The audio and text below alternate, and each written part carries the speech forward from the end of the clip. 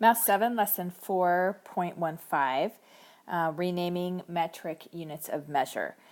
We're going to be talking about 3 different units of measure in today's lesson. We're going to be talking about length, capacity, and mass. And the meter is the base unit of measure for length. So when we're talking about length, we use meters. The liter is the base unit of measure for capacity. And the gram is the base unit of measure for mass. So if we want to rename a large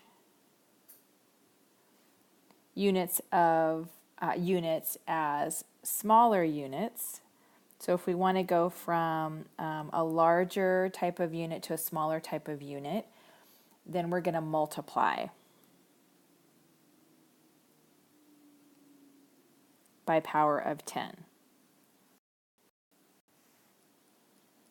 And if we're going to rename smaller units as larger units, then we're going to divide by a power of 10.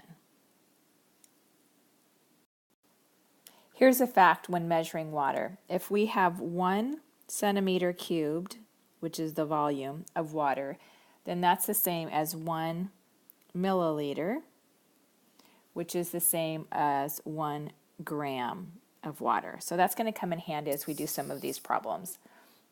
Let's take a look at a couple of examples. If we have 4 meters, we want to know how many kilometers or kilometers we have. So we're going from smaller, which is meters, to bigger. So we're going to divide. That means by some power of 10. So if we have 4 meters and we want to turn that into kilometers, then we know that 1 kilometer is the same as 1,000 meters. So it's the same as dividing 4 meters by 1,000. And a way that we can easily do this is to just move our decimal place over tenths, hundredths, thousandths. So it would be right there. So our answer would be 0.004 kilometers. 4 meters is the same as 0.004 kilometers. Number 2, if we have 45.5 meters and we want to turn it into centimeters. So meters is bigger than centimeters, so when we're going from larger to smaller, then we're going to multiply. So 45.5, and there is 100 centimeters in a meter, so if we multiply that by 100, then we're going to get how many centimeters it is. So then that's the same as going 45.5 multiplied by 100 is the same as going over 2 decimal places, 1, 2. So that would be 4,550 centimeters. Let's do some more examples. Number 1, if we have 1.75 kiloliters, how many liters is that? So a kiloliter is bigger than a liter by 1,000. So you also have some charts in your book. Take a look at those, and those tell you it's a chart of the length, capacity, and mass, and so you can see, that a kiloliter is bigger than a liter on that chart by 1,000. So in order to do this one, we're going from bigger to smaller, so we're going to want to multiply, and it's 1,000 times bigger. So it's 1.75 times 1,000, which is the same as 0.75, move our decimal place over 10, 100, 1,000. So our answer would be 1,750 liters. Number 2, 42.1 milligrams we're looking at decigrams, and so a decigram is bigger, so we're going from smaller to bigger, so we're going to be dividing. So it's 100 times bigger, so we're going to be dividing it by 100. So it'd be 42.1, and we're dividing that by 100, which is the same as doing 42.1 and moving it. When you're dividing, you're going to make the number smaller, so you're going to move this over tenths, hundredths, 2 decimal places. So your answer is going to be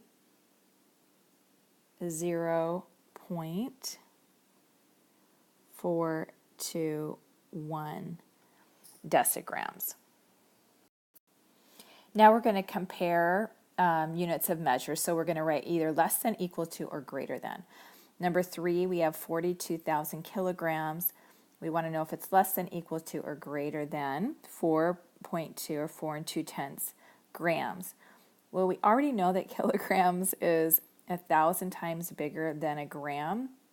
So if we already have 42,000 kilograms and we know that it's 1 kilogram is even bigger than a gram, then we just by looking at it, we know that it's going to be way bigger than 4.2 grams.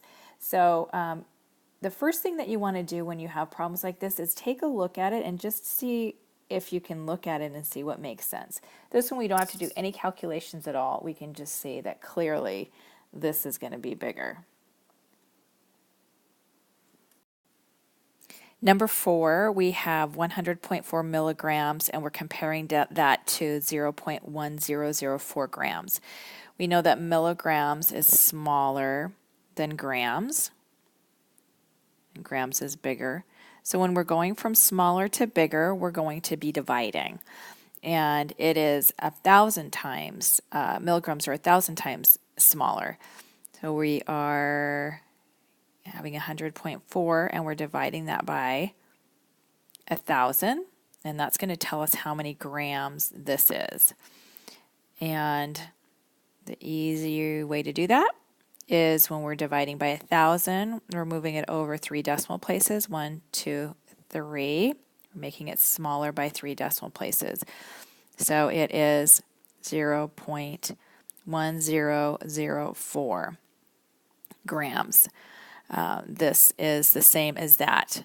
Well, that is the same as what we have here. So that means those two quantities are equal. Let's look down below. We have volume of a cube. We're comparing that with capacity and mass.